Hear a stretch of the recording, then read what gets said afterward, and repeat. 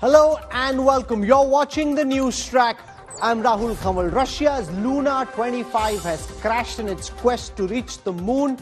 Can India pull off what no other country has done so far, ensure a soft landing on the south pole of the moon's surface? 2 days to go. That big story is my top focus on the news track.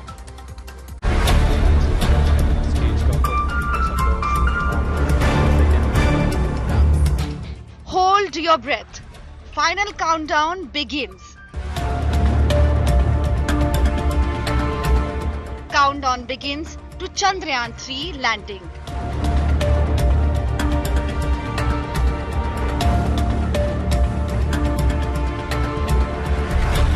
Less than 48 hours to moon history.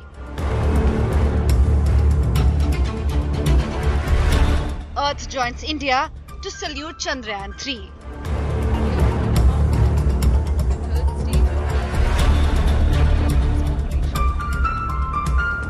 A nation on the edge of its seats.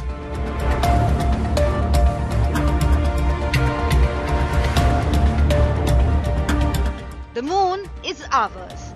That is a big focus on News Track.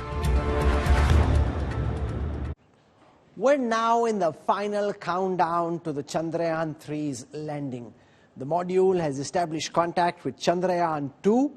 Every day, the Vikram lander is inching closer to the moon. It will now begin a powered descent on the 23rd of August. Isro has made some critical changes to the project designed to ensure that this time the landing of the Chandrayaan-3 is a big success. India today is tracking the lunar mission live. Here is our lead story.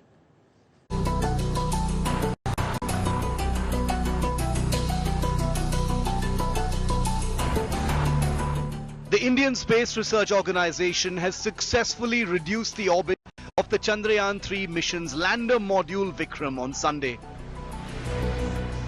Vikram is on its own journey towards the lunar surface now. Equipped with 4 landing legs and 4 landing thrusters of 800 newtons of force each, Vikram is designed for a soft landing on the moon. It carries within it a rover named Pragyan. Chandrayaan-3 is largely a replica of its predecessor Chandrayaan-2. Chandrayaan-2 was launched in July 2019 in the form of an orbiter and a lander Vikram bearing a rover Pragyan. Vikram entered into orbit around the moon, but the surface mission failed in September 2019. The lander Vikram crashed instead of executing a slow descent.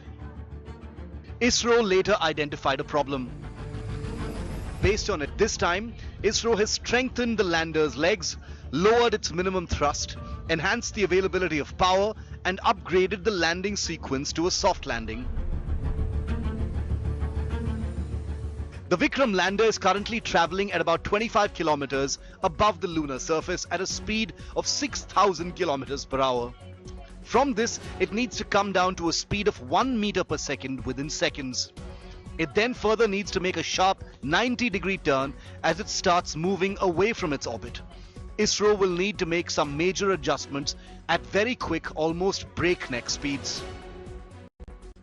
To achieve a successful landing, Chandrayaan-3 has lander hazard detection and avoidance cameras that will be used to coordinate with the orbiter and mission control as the lander makes its careful descent approach to the surface of the moon.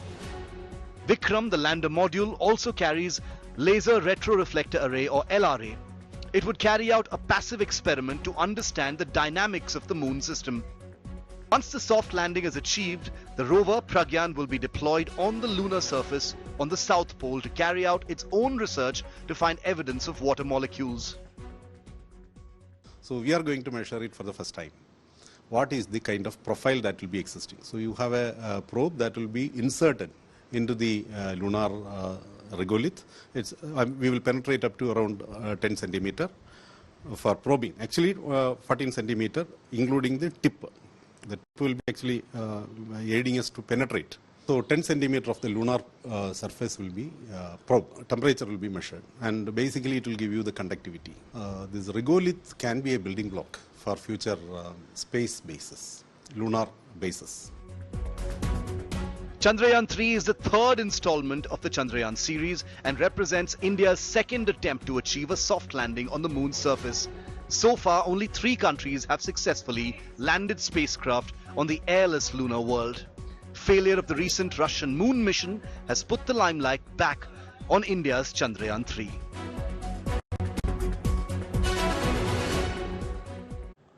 Russia is out of the race to land on the south pole of the moon. This was the first Russian mission in the last 47 years. Luna-25 ended in a crash.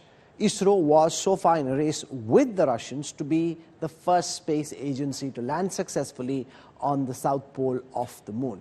Everyone has their fingers crossed, hoping hard that India can achieve what the Russians could not.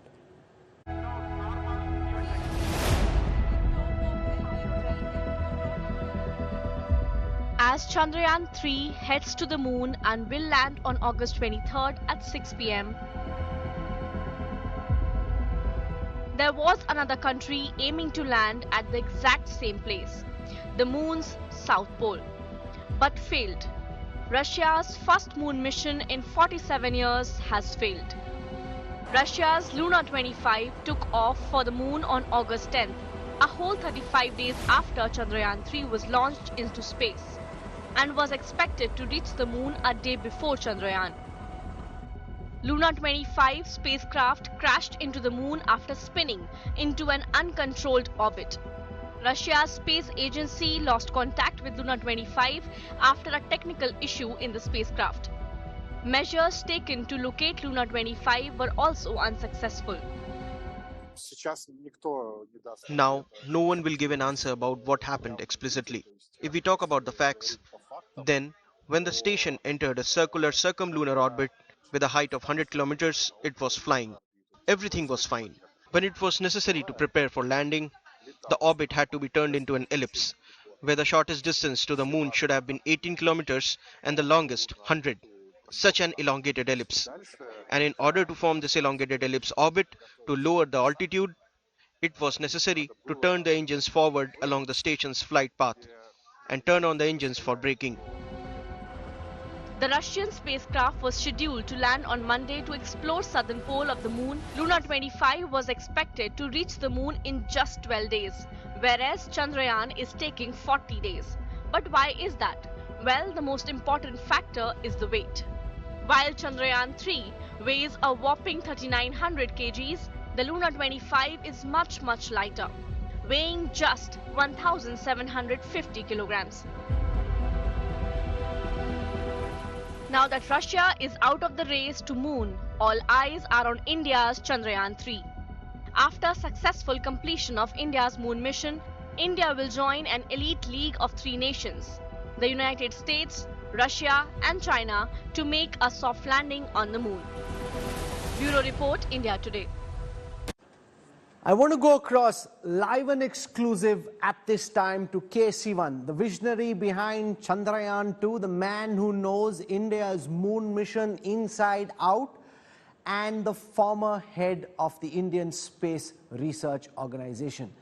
The landing of Chandrayaan-3 means a lot to people across the country, but it will mean more to Sivan than it will mean for most, because for him this is deeply personal. After coming so near with Chandrayaan-2, Mr. Sivan and the whole country saw those images, Mr. Sivan breaking down at the last moment, what he described as the 15 minutes of terror.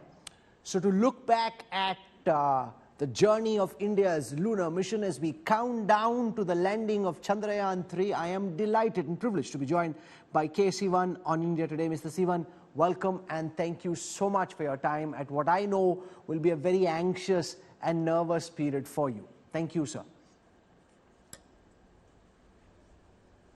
Thank you. Thank you. I want to start by asking you about the lunar mission of the Russians, which crashed very unfortunately over the weekend without being able to land successfully. You know, given what has happened with the Luna-25, which was Russia's first attempt to land a spacecraft off the moon and that ending in failure, you know, would that increase the levels of anxiety of the team in the Space Center of ISRO at this moment? Does that make you one extra level more anxious? No, it is not so. First of all, Luna mission failure and this one, they are not related.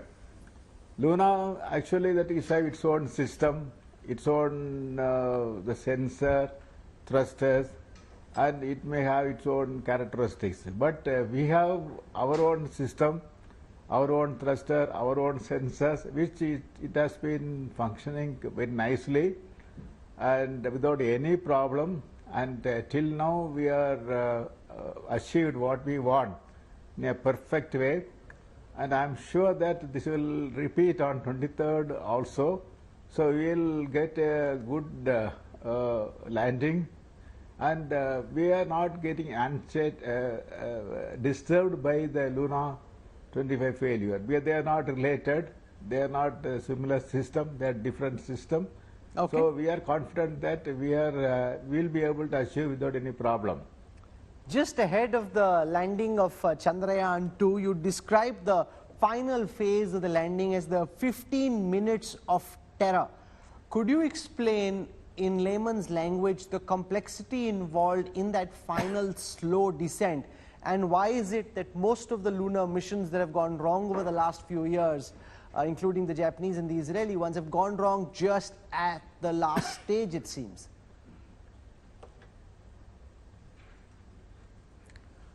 See, this lunar mission is a very crucial and very critical and very complex, and that's what we are calling this the entire descent process from 25 or 30 kilometers to touchdown is a 15 minutes terror.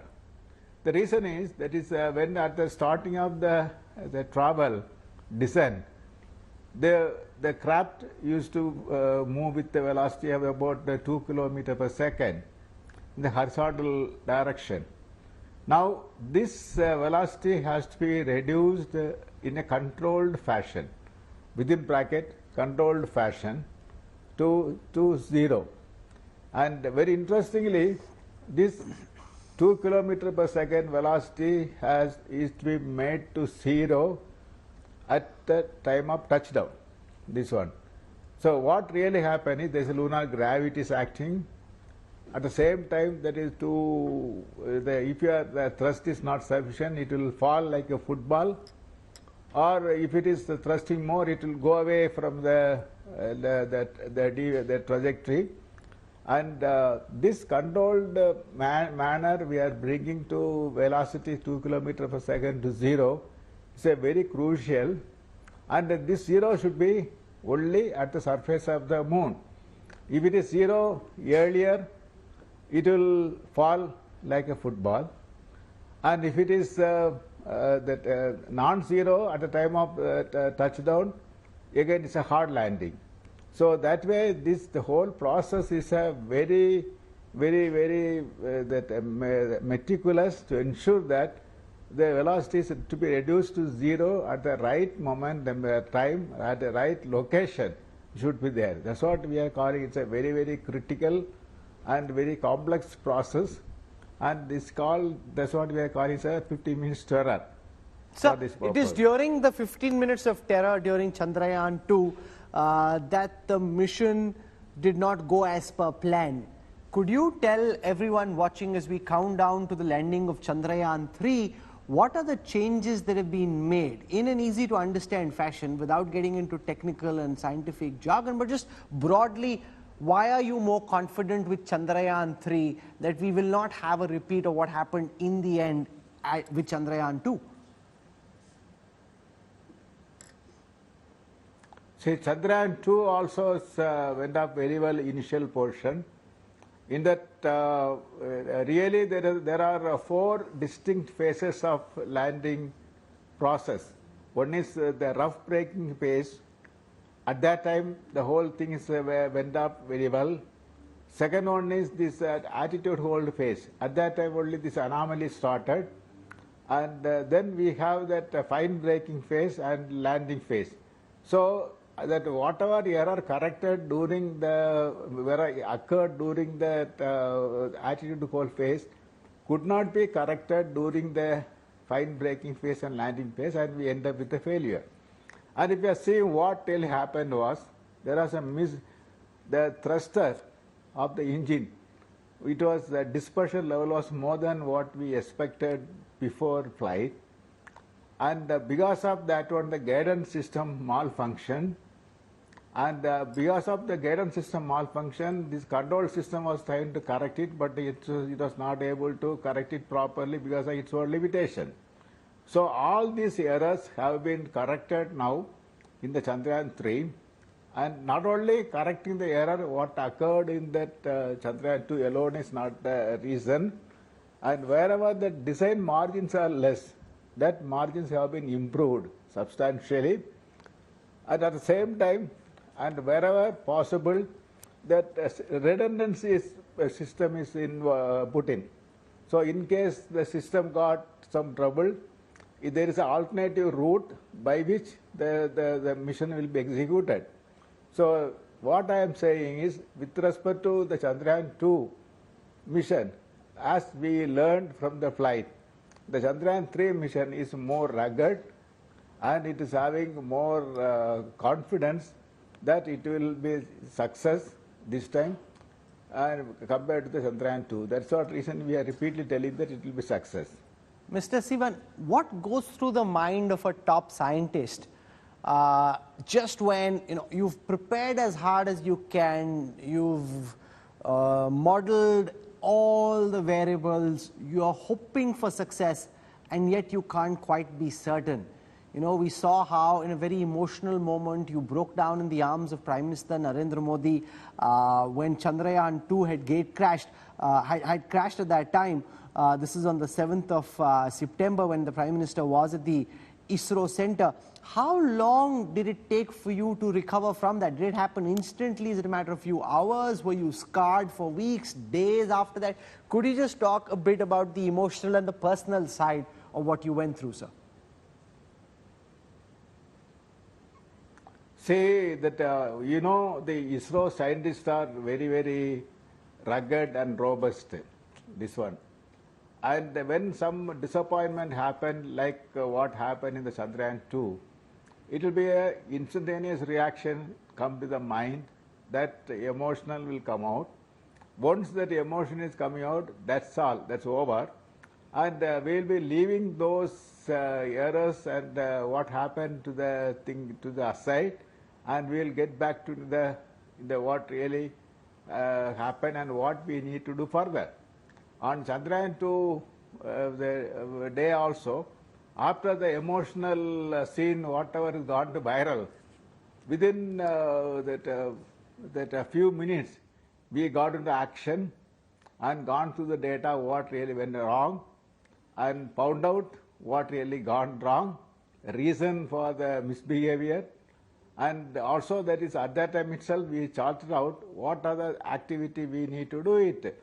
So if you are seeing that the Chandrayaan-3 work, it started on Chandrayaan-2 day onwards. It is not like last 1 year or 2 years. The Chandrayaan-3 work started on the afternoon of Chandrayaan-2 mission failure. So from that time onwards we started working, and this is the reason I am telling that the ISRO scientists are always robust, and they will be always coming back from the failure within no time. It has happened for me also on that day. That's yes, amazing. Once the emotional series is over, then get into the problem at the earliest. We've seen Israel, Japan, and now Russia also not succeed in landing in the moon. Whereas if you go back to the last century, in the latter part of it, for a long time it seemed that getting to the moon was mission accomplished, and then everybody was looking beyond the moon. What are the complexities that make it so uncertain in terms of whether there will be a landing, and why is it that you think that the Israeli, the Russian, and the Japanese lunar missions failed?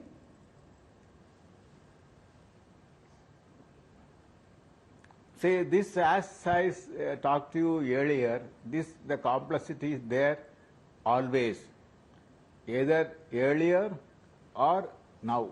There is no difference in the complexity existence, and there is no difference in the technological challenges involved in the landing, this one. And if you see in the past history also, not all the missions have been success. Definitely their failures were there at that time also. And it is not that all the missions were success, this one. And that process is going on now also. And if you are seeing that the number of the mission gone and number of failure, definitely the ratio would be same earlier and now. There is no change in the technological complexity and the technical toughness. They are same earlier and now also. What happens once we land on the soft side of on the south side of the moon, in terms of what you hope the lunar probe will actually be able to gather? I was hearing from Amitabh Ghosh, the scientist at NASA, that even once the probe gets out, because the surface is, some places sandy, some places rocky, even the lunar probe vehicle can get stuck. So it's not just the landing, even what happens after that, it's complex all the way through. Yes, definitely, you are right. This one, it is not only that landing alone. This complexity is there till the lifetime of the mission of that 14 days, this one. And especially the terrain in the southern polar region is much more non-conducive for such type of activities than the equatorial region. So there are some boulders, rocks, sand, all those things are there. But our rover is really designed to take care of such type of environments. That way we are not expecting that it is, even though the environment is... so I'm curious, how do you simulate this? Like, how do you practice landing the rover without actually being on the moon? Because you're not 100% certain of what the surface is going to be like. So how do scientists practice these kind of things, sir? No, there is actually that is, it is not that we do not know how that terrain looks like. Through the images what we gathered from the Chandrayaan-2 orbiter mission, we understood and we know the terrain at that location. And those terrain conditions are simulated in the lab level with simulated conditions of that surface of the moon. And under that simulated condition, simulated environment, that is the rover was driven and checked, it functioned without any problem this way. Okay, finally, before I let you go, what would you in the final hours be most worried about? What are you most concerned about? What would you be thinking about the most at this time, Mr. Sivan? See, what we used to do is that in all, not only Chandrayaan-3 mission, for all the space missions, we usually do whatever humanly possible. And that's what we did for Chandrayaan-3 also. And once everything is done, simply we will wait for the final moment to come with the fingers crossed. You are asking that, you may ask, why keeping the fingers crossed? You know, that is, even though we know the system very well, in the space system we always used to tell that there are known unknowns and unknown unknowns. These unknown unknowns will happen only in the flight. So to ensure that it is not happening and to ensure that such type of unknown unknowns are not there, simply we will wait with our fingers crossed with anxiety, and that's what is going to happen on 23rd also. Mr. Sivan, for joining us, thank you very much. We wish you all the best. Last time you had tears of sadness. I hope this time you don't cry, but even if you do, those are tears of joy and unbridled happiness. Thank you very much, sir, and we wish you all the best. Thank you. Thank you. Thank you very much. Thank you very much. The Chandrayaan-3 is aiming to find the perfect spot for a soft landing on the challenging terrain. All eyes are on ISRO Chairman S. Somanath and Project Director P. Veramuthuvel. Here's more about the key team behind India's largest ever space mission. 0 plus 5 seconds. Liftoff. Here we have a majestic liftoff of LVM-3M. The launch has also added a feather in the cap of LVM-3 rocket. As Chandrayaan-3 inches closer and closer to the moon, it's our ISRO heroes who've made this possible. जी हाँ, चंद्रयान को सफलतापूर्वक अंतक्षेपित कर दिया गया है. We sign off. Up next. On July 14th, we got a glimpse of our scientists who've toiled for years now to make this mission a reality. Leading Team ISRO is Chairman S. Somnath, who is beaming with pride as his team managed to pull off a picture-perfect launch. Congratulations, India. Chandrayaan-3 has started its journey towards moon. Our dear LVM-3 has already put Chandrayaan-3 craft into the precise orbit around Earth. 170 by 36,500 kilometers was its intended target orbit, and it is precisely there now. And let us wish all the best for the Chandrayaan-3 craft to make its further orbit racing maneuvers and travel towards moon. And that's just been the beginning of their dream coming true. ISRO scientists in the mission. These scientists have had sleepless nights for nearly 40 days now, tracking every update, every maneuver. Leading this project is Director P. Veramuthuvel, who hails from Villupuram in Tamil Nadu. A graduate from IIT Madras, Muthuvel has been dedicated towards building the Chandrayaan spacecraft since 2019. All our spacecraft health parameters are normal, including the power generations in both propulsion module and lander module. Our journey to moon has begun now for the most awaited soft landing. We'll be closely monitoring and controlling the spacecraft from ISRAC Bangalore. Many critical events are lined up, starting from earthbound maneuvers, insertion into the Lunar's orbit, and separation of lander, and set of deboost maneuvers, and finally the power descent phase. प्रज्वलन और सफलतापूर्ण उत्थापन LVM-3. Remember that heartwarming moment after the launch when ISRO Chief Somnath and another official simply couldn't hide their excitement? This is LVM Mission Director Mohana Kumar, who was in charge of India's Bahubali, the LVM which sent Chandrayaan-3 soaring into space. I am very happy to report here that the LVM-3 M4 vehicle has injected the Chandrayaan-3 satellite to the precise orbit, and once again the vehicle is proved to be the most reliable heavy lift vehicle of Indian Space Research Organization. Congratulations to the teamwork of ISRO family. So who else is part of Team Chandrayaan? The director of Vikram Sarabhai Space Centre, where the LVM-3 was developed, Unnikrishnan Nair, was in charge of several key functions during the launch. U.R. Rao's Satellite Centre Director M. Sankaran is currently leading the satellite fraternity to meet the national requirements and is part of Team Chandrayaan. A. Rajarajan, the director of Satish Dhawan Space Centre in Sriharikota, gave the go-ahead for the launch. It takes an army to build a spacecraft like Chandrayaan-3, and there are so many more scientists who play an integral part of making this dream a reality. Bureau Report, India Today. The Chandrayaan-3 lunar mission generating massive interest all across the country, and to talk about some of the things that people would be looking out for most carefully and aspects that you should know ahead of the landing of Chandrayaan-3 on Wednesday, I'm joined by Manish Purohit, former scientist at ISRO, well-known space educator.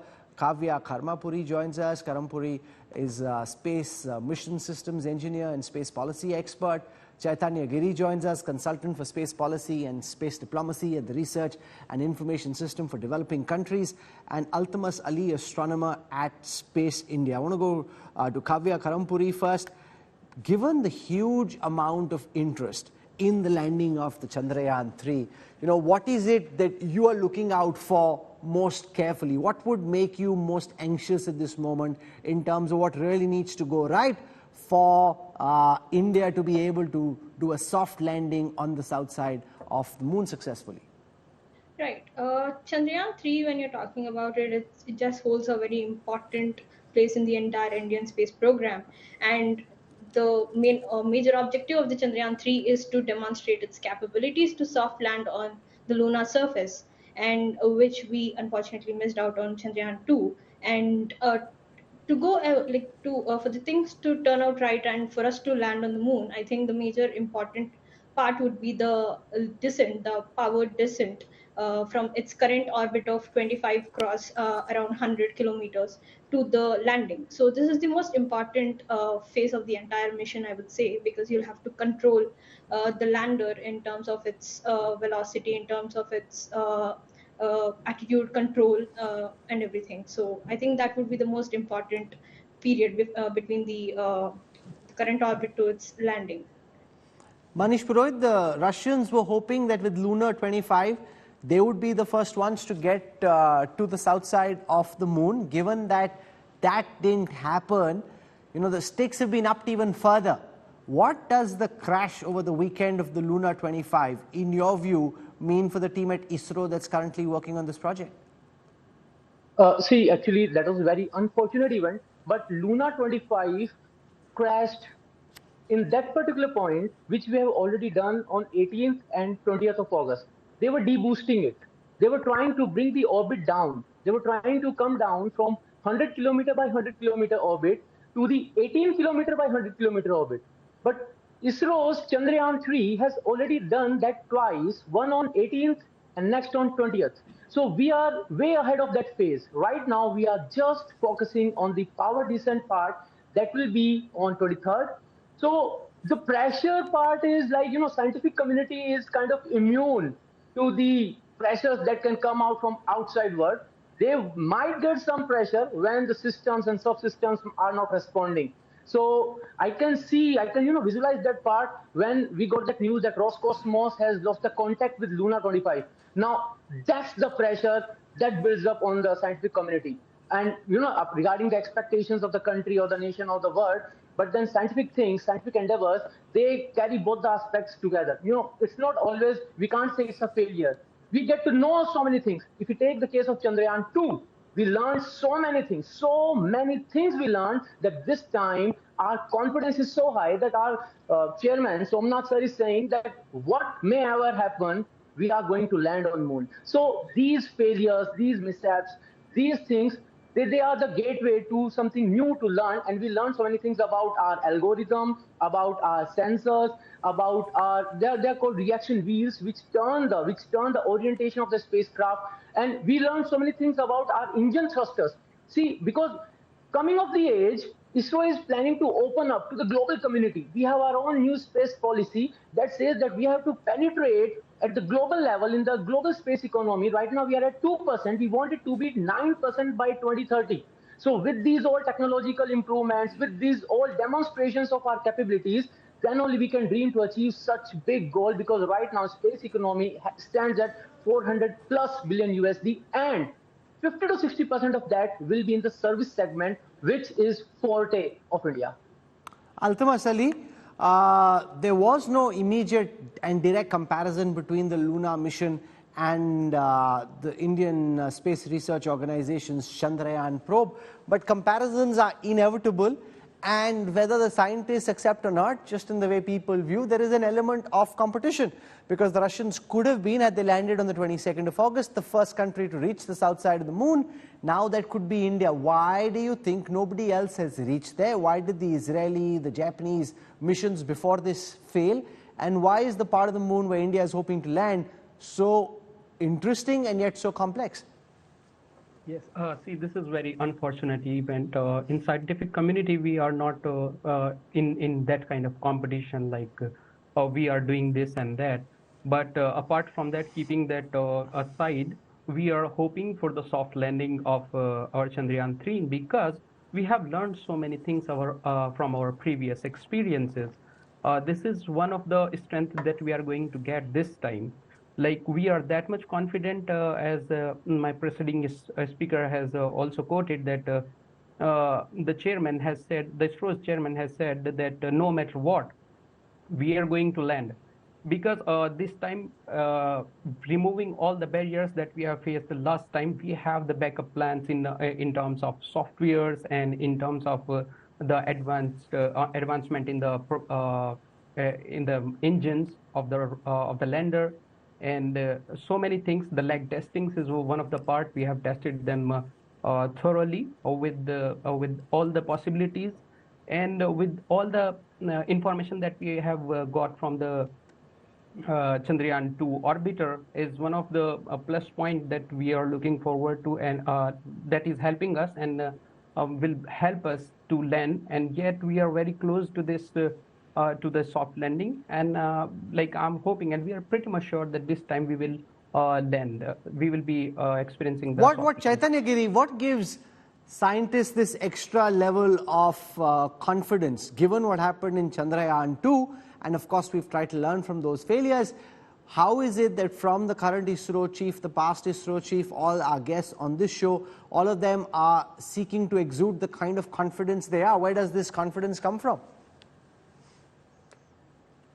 See, this confidence comes from a lot of resilience that is inbuilt into a scientist's mind, the go-getter attitude which is built into them.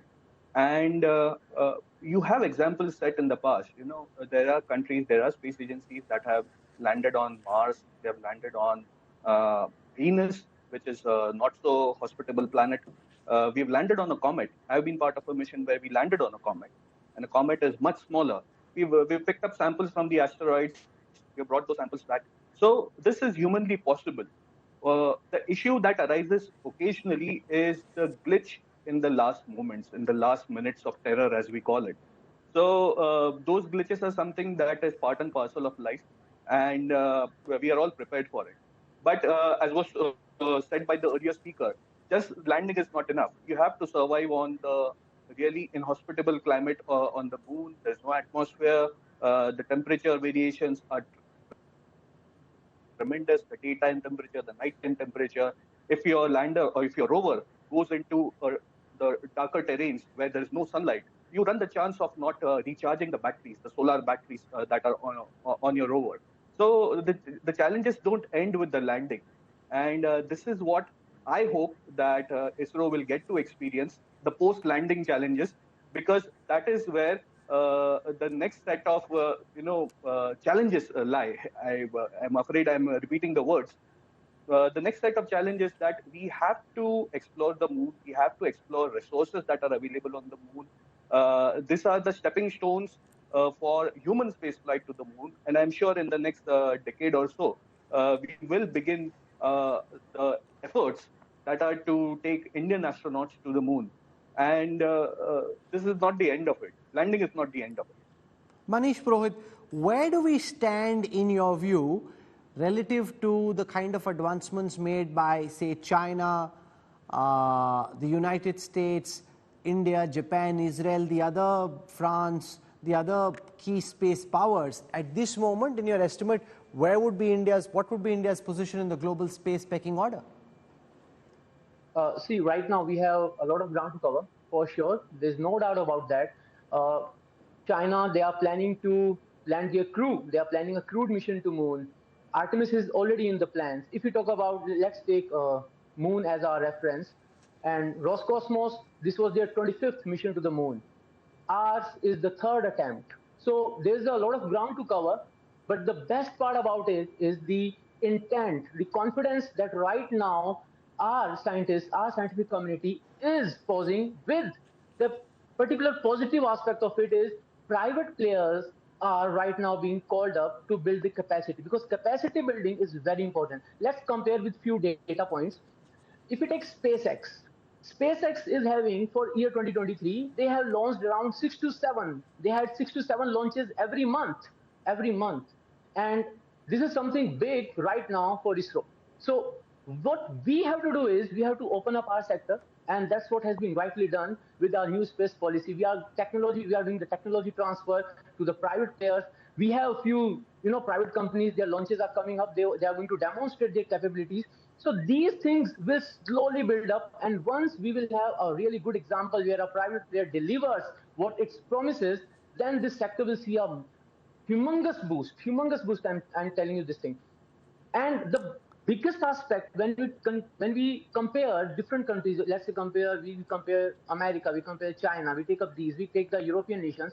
They have been in this market. They have been launching our satellites for last 30-40 years. They were the ones who were taking our satellites. We got the capacity to lift off with a 1,000 kg class satellite in 1990s. Before that, all our heavy satellites, more than 1,000 kgs or 2,000 kgs, they were taken up by their launch vehicles. So we have covered a lot of ground, but still, lot many things have to be done. We are working on reusable launch vehicles. We are working on vertical liftoff and vertical landing launch vehicles. We are working on a crew module, Gaganyaan. Hyperspace, let's take example. Hyperspace is a private entity that manages some part of International Space Station, and they have recently signed one MOU with Isro. They are exploring the possibilities. So slowly, we are, taking small steps, but gradually they will convert into big leaps. Kavya Karampuri, let's spend a moment on what happens after the landing. It's not just about the slow descent, which is incredibly complex, also the probe going out. What do you think would be the key thing to look out for in terms of what the probe potentially comes back with? Right, we are looking to understand they say the moon doesn't have an atmosphere, but the atmosphere, there is a layer of atmosphere that is at a very close proximity to the lunar surface. We're trying to understand basically that particular area where the gases that are the regolith surface above the area above the regolith surface, where the gases are present, the gases are emitting out of the surface and are ionized in that particular area. So that is where the scientific objective comes in, and also the rover, the lander would also try to understand the seismic activity going on the moon. That is the vibrations. You send an instrument onto the surface and try to understand the vibrations on the moon and try to understand the tectonic and the seismic activities on the moon.